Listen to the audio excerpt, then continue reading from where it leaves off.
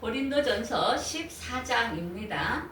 오늘 제목은 방언과 예언 은사의 유익이라는 제목으로 오늘 말씀을 전하고자 합니다. 이 고린도 교회는 사도 바울이 예배소에서 그 예배소 교회에 있는 사람들을 가르칠 때에 사도 바울이 개척한 고린도 교회에 은사들이 많이 나타나면서 혼란한 가운데 있었습니다. 그래서 이 은사에 대하여 오늘 바르게 알려주고자 사도 바울이 고린도 교회에 편지한 내용입니다. 우리가 이 은사라는 것은 성령의 역사로 이루어지는 것입니다. 성령께서 역사할 때 은사가 일어나게 되는 것입니다. 그래서 우리가 예전에 교회의 세계의 기독교 역사는 성령의 역사의 시작으로 봅니다. 웨슬러라는 사람이 성령을 받음으로 회개 운동이 일어나면서 그들이 엄청나게 은혜를 받으면서 감리교와 오순절 순복음교회 이 모든 것이 폭발적으로 이렇게 많이 전도가 된 것을 알 수 있습니다. 우리 대한민국도 평양 대문문 운동의 성령의 역사, 회개의 역사가 일어나면서 우리 한국에 이 기독교가 이렇게 널리 전파된 것을 알 수 있습니다.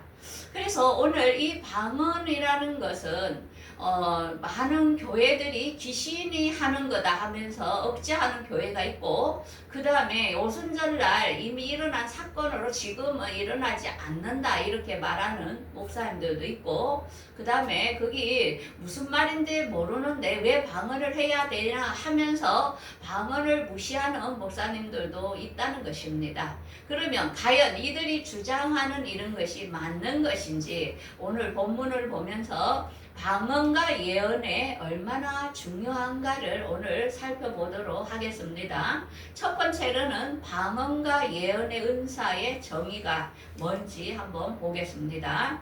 1절에 보면은 우리 앞전에 고린도전서 13장은 사랑의 장을 우리가 다루었습니다.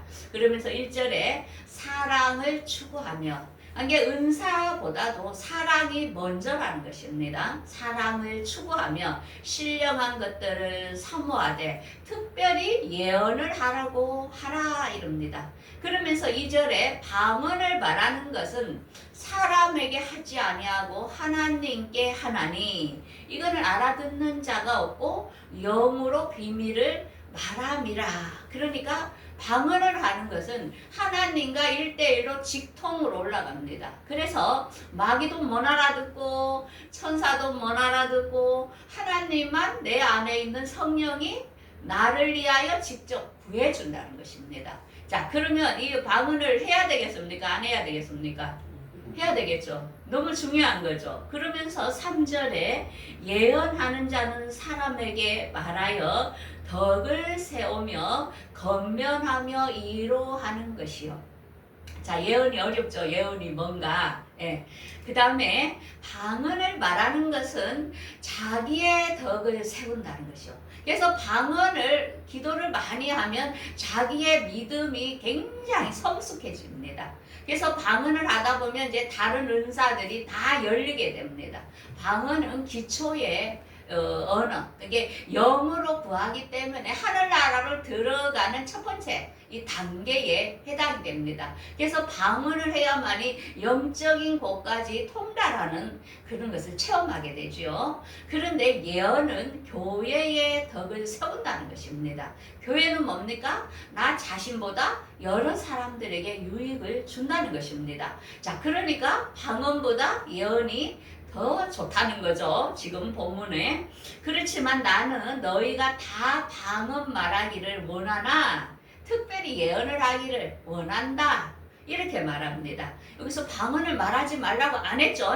그러면 방언하지 말라는 목사님은 틀린 거죠.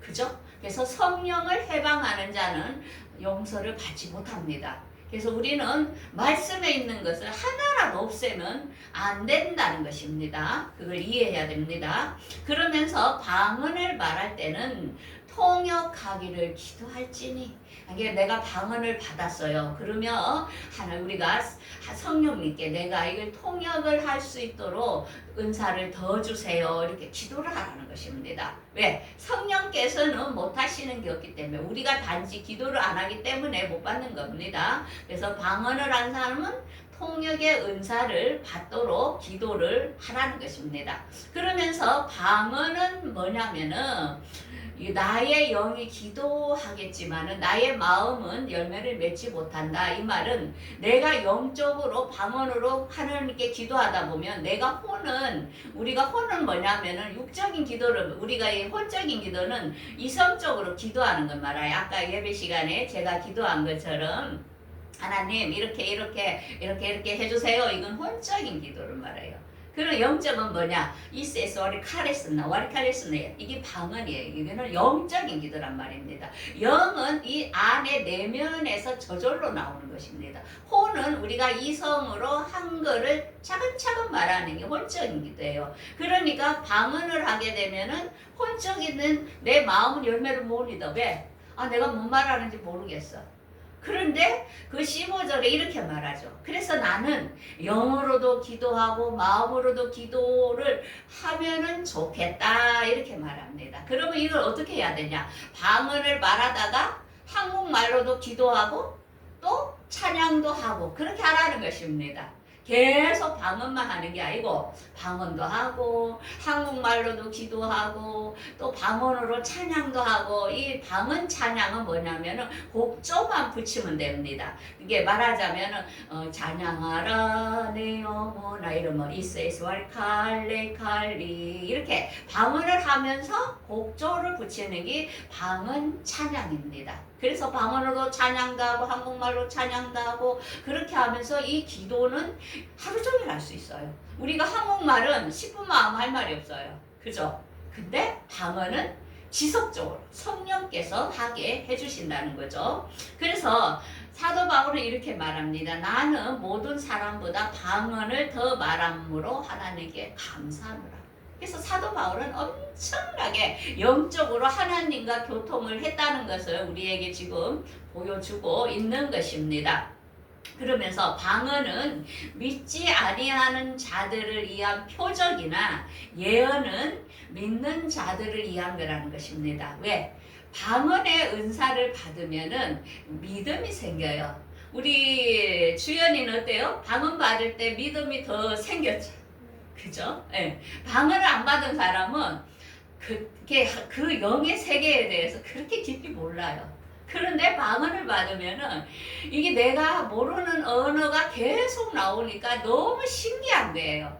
와, 성령이 우리 안에 계시구나 하면서 하나님의 세계에 대하여 눈이 더 열리게 되고 믿음이 더 올라가고 어린 신앙이 이제는 더 표적이 자기가 체험을 했기 때문에 신앙이 더 성숙해진다는 것을 이야기합니다.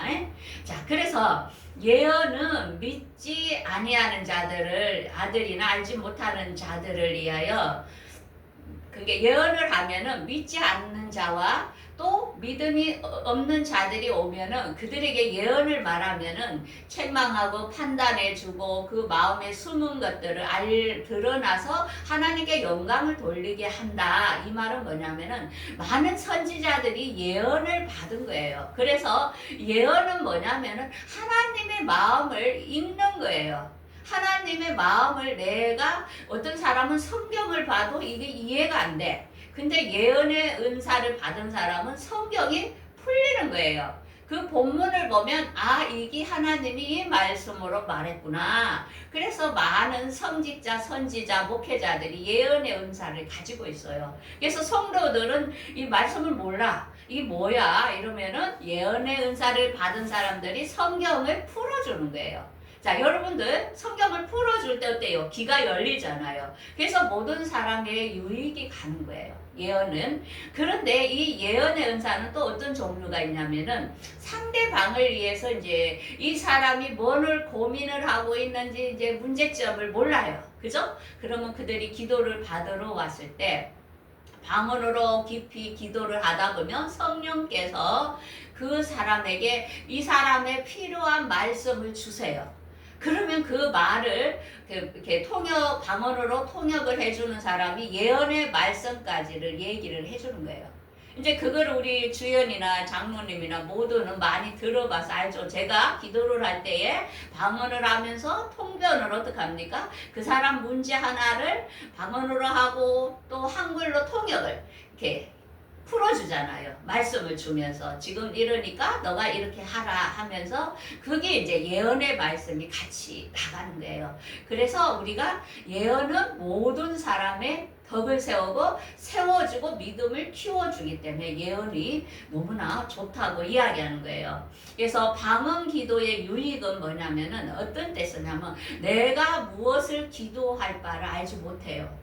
그럴 때 성령께서 우리의 연약함을 아시고 우리가 마땅히 기도할 바를 알지 못하나 오직 성령이 말할 수 없는 탄식으로 우리를 위하여 기도하신다는 거예요. 그래서 마음을 살피시는 성령이 하나님의 뜻대로 우리를 위하여 기도를 한다는 거예요.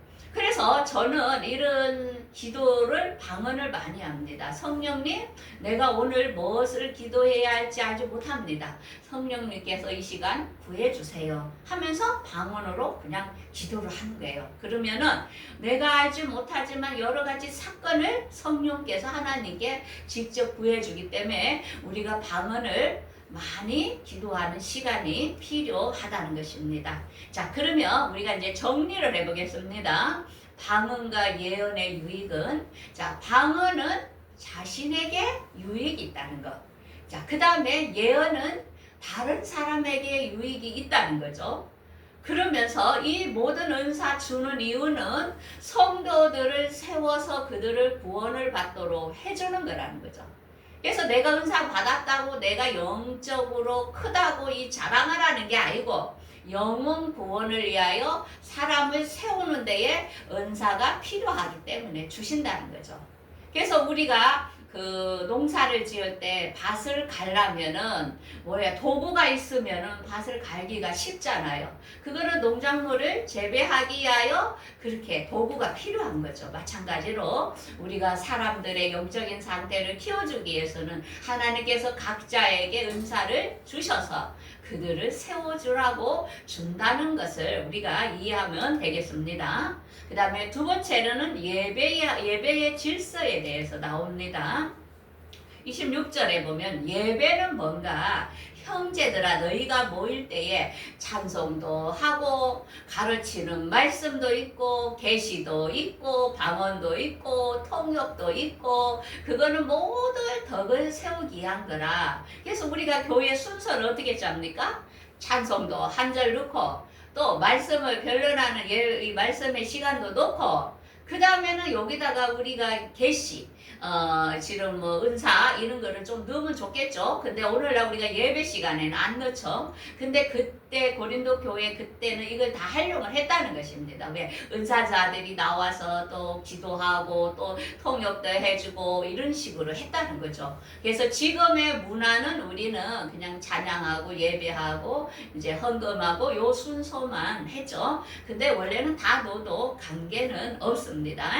그래서 그때에 이제 이렇게 막 혼란스러운 거예요. 그 고린도 교회에 막 방언하는 사람이 있고 통역하는 사람이 있고 막 너무 질서 없이 나와서 하다 보니까 사도 바울이 순서대로 하고 방언을 하는 사람은 통역하는 사람 없을 때 하지 마라. 이제 이렇게 이제 순서를 이야기를 해준 겁니다.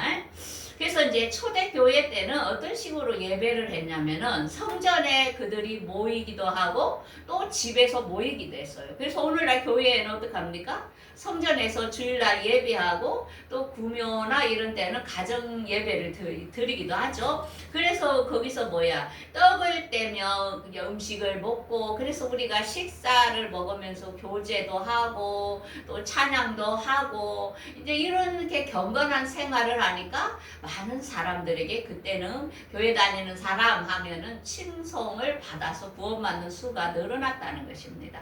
그런데 오늘날 교회는 어떻습니까?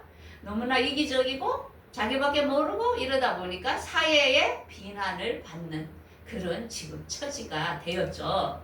그래서 하나님께서는 질서의 하나님, 평강의 하나님이라. 그래서 모든 걸 순서대로 정결하게 하라 이렇게 이야기합니다.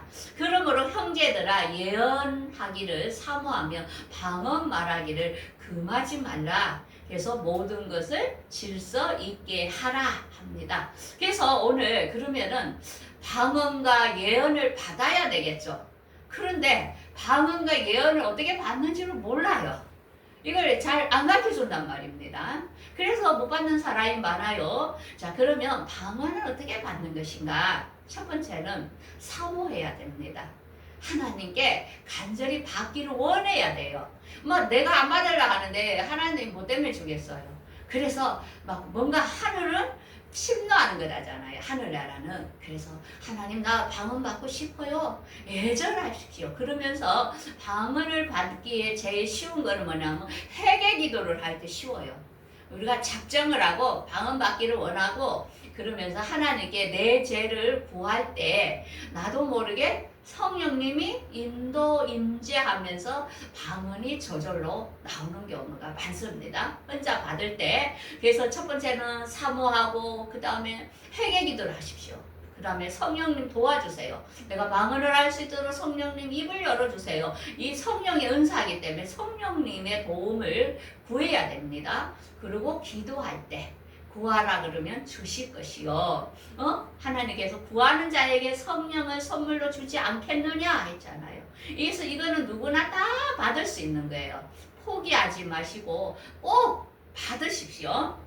그 다음에 예언은 뭐냐면은 방언을 받은 사람들이 방언을 많이 하다 보면은 저절로 통역이 나와요. 근데 그게 통역이 뭔지를 몰라요. 왜? 통역은 뭐냐면은 내가 방언을 하다 보면 내 마음 속에서 한글말로 뭔가 깨달음이 와요. 하나님께서 뭐를 말한다는 것을 깨달음이 와요. 그거를 언어로 풀이해 주면 돼요.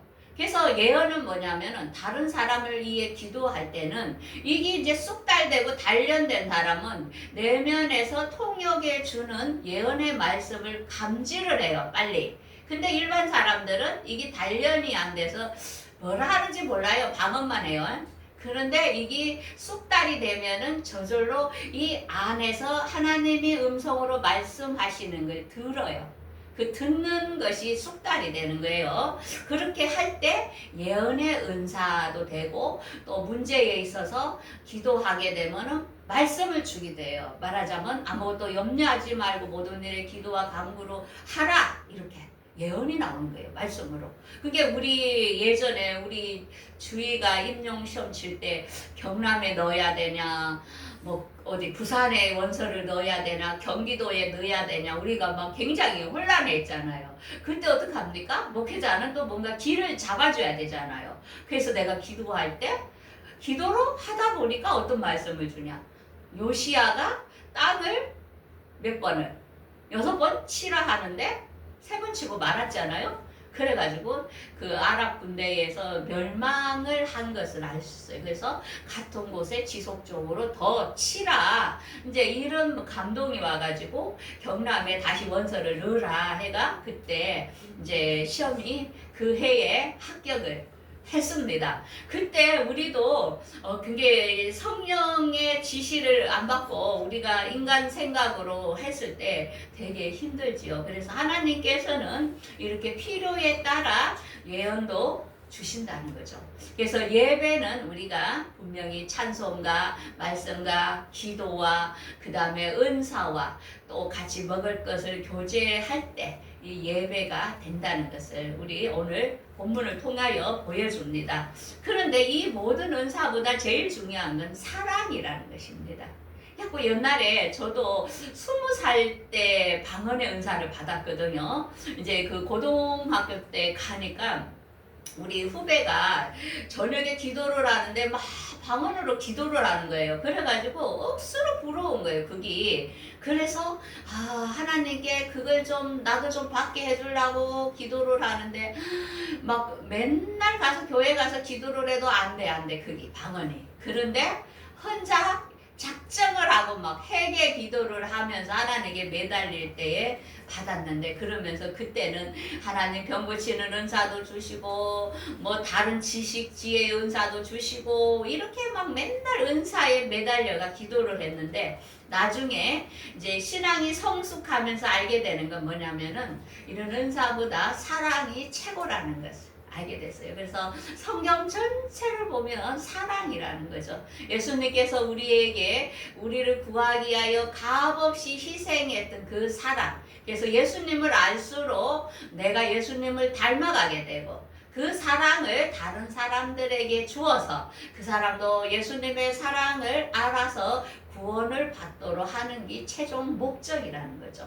그래서 은사보다 제일 귀중한 것, 사랑을 많이 아는 사람, 은사를 많이 받은 사람보다 더 큰 은사를 받은 거라는 것을 알아야 됩니다. 그래서 이 모든 은사는 뭐냐? 그의 나라와 그의 의랍니다. 하늘나라 백성을 만들기 위한 목적이라는 거죠. 은사를 주는 거는. 그래서 우리가 그 핵심을 알아야 되죠. 그래서 하나님께서 가장 원하는 건 뭐냐면은 화평함과 거룩함을 쫓아라. 이게 우리가 거룩한 삶과 사랑하는 삶을 이 땅에서 살 때에, 그때 주님 오실 때 그들을 신부로 데리고 가겠다는 것입니다. 그래서 너무 은사에 못 받았다고 기죽지 말고 너무 치우치지 말고, 제일 큰 사랑은 예수님이 나를 얼마나 사랑하시는가를 깨닫는 겁니다. 그래서 그 사랑에 취해서, 사랑은 뭐라 했죠? 우리가 저번 주에 할 때 그냥 값없이 주는 겁니다. 사랑하기 때문에. 우리 승은 형제 주연이한테 뭐 잘 주죠. 그 뭡니까? 사랑하기 때문에 이게 조건이 없는 겁니다. 그저 아깝지 않은 겁니다. 그러니까 예수님도 하나님도 우리를 사랑했기 때문에 그 십자가에서 나를 위해 죽는 것도 아깝지 않았던 것입니다.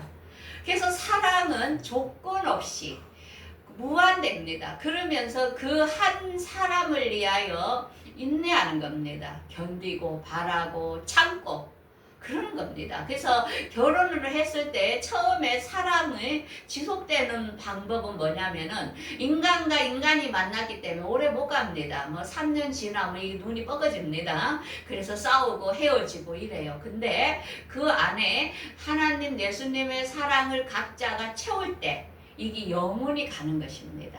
끝까지 지탱하는 것입니다. 그 사랑이 채워졌기 때문에. 그래서 신앙이 없는 사람들이 이혼율이 많아요. 왜? 그걸 이길 힘이 없어요.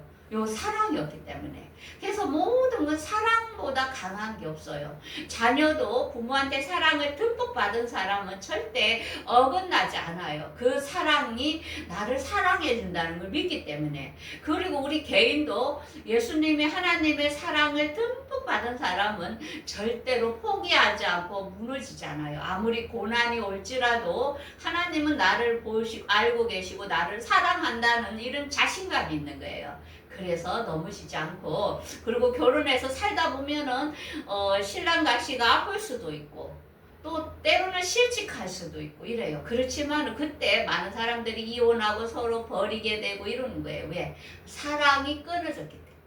그렇지만은 하나님의 사랑을 안 사람은 예수님 우리를 사랑한 것처럼 상대를 바라고 견디고 참아주고 그 사람을 위해서 헌신을 해주는 거예요. 그래서 어제 우리 한 손님들이 저보고, 원장님은 돈을 잘 벌어서 남편은 놀도 되겠네요 이러는 거예요. 그래서 내가, 사람은 일하는 게 행복한 거라고. 우리가 죽을 때까지 일하는 사람은 늙지 않고 병들지 않고 그렇답니다. 그래서 돈이 많다고 논다는 게 얼마나 불행한지 모르는 것입니다. 그래서 우리는 나이들도 먹고 놀라고 생각하지 마시고, 할 수 있는 한 몸을 움직여야 몸이 병들지 않고 정신도 병들지 않고 건강하게 하나님께 갈 수 있는 겁니다. 그래서 오늘 은사에 대해서 들었는데, 은사를 꼭 받으십시오. 너무나 좋습니다. 그래서 방언 받는 거, 예언은 그 다음 단계라는 거 이야기했고, 제일 중요한 건 사랑이라는 거.